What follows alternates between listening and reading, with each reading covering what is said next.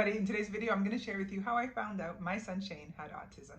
It's actually a video I thought I would have posted a while ago, but I sat down and tried to make it and I was just feeling overly emotional. Looking back on everything is quite hard at moments. So I just got my tea and I have some Kleenex over here just in case I'm going to need it. Our autism journey actually started a little bit differently and a little bit later than many people I've heard about. Basically, Shane hit all his milestones, hitting up to about 3 years old. He was sleeping through the night at 6 or 7 months, walked at 14 months, started to make lots of noises around 6 months in his crib. He was standing in his crib around the same time. His talking was a little bit behind, but he was using lots of words and interacting, making eye contact, and all at the right times. I had absolutely no concerns whatsoever until about 2.5 years old. So it was about 2.5 when his daycare educator actually started to tell me that he wasn't talking quite as much as everybody else in the classroom.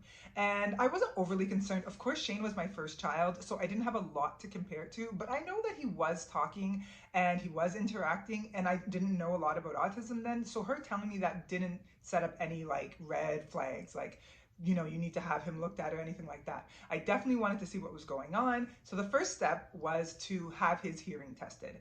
And we did that. And then we did it again just to make sure. And other than a little bit of behavioral issues during the test, he passed with flying colors. So after the hearing test went fine, we went back to his pediatrician and I started to ask her some questions. And she didn't really think that it was definitely autism or that he was having any real developmental delays. However, she said, you should definitely look into a speech and language evaluation.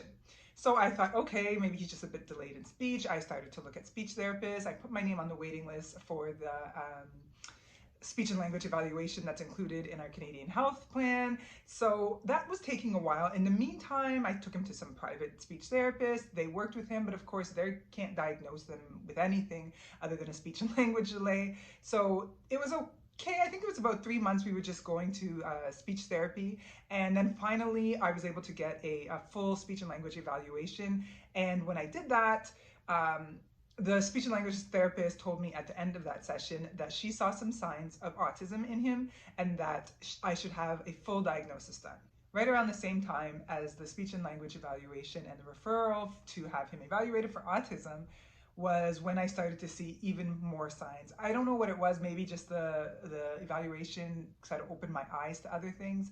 But what I realized was, like, for example, Shane was still biting, and most of the other kids in his class weren't doing that behavior anymore. He was hitting more, he was becoming more adverse to foods, he was crying and just sort of taking little temper tantrums way more than the other kids in the class. And I started to really open my eyes to what other kids were doing versus what Shane was doing. For example, we would go to birthday parties, and by 3 years old, all the kids would sort of just run around and play together, and all the mums would sit on the sidelines. And I couldn't sit on the sidelines because Shane would always be pulling at his friends, or, there's a chance he could bite, and I had to literally be chasing behind him constantly. And I kind of would look back and be like, why does every other mother get to sit down and just enjoy the birthday party, whereas I had to be behind Shane constantly? I also started to really notice how sensitive Shane was to crowds and noises.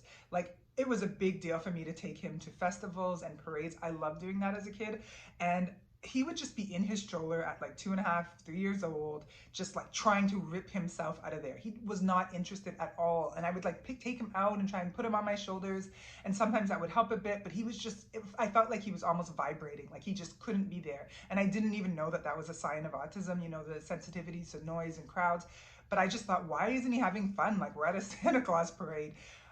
So that was another big sign, but I didn't actually recognize it as a sign. I just thought, he's just misbehaving. Maybe he's hungry. Maybe his diaper is dirty. I don't know. But that was definitely something that I missed. Around 3 years old is when some of the more obvious autistic traits started to show for Shane. And I knew at this point we didn't have a full diagnosis, but I knew no matter whether he was autistic or not, I had to find ways to help him more. He was going to need more support, like, with his development. At that point, Shane would have a difficult time taking direction. So say, for example, I said, grab your shoes and put on your jacket.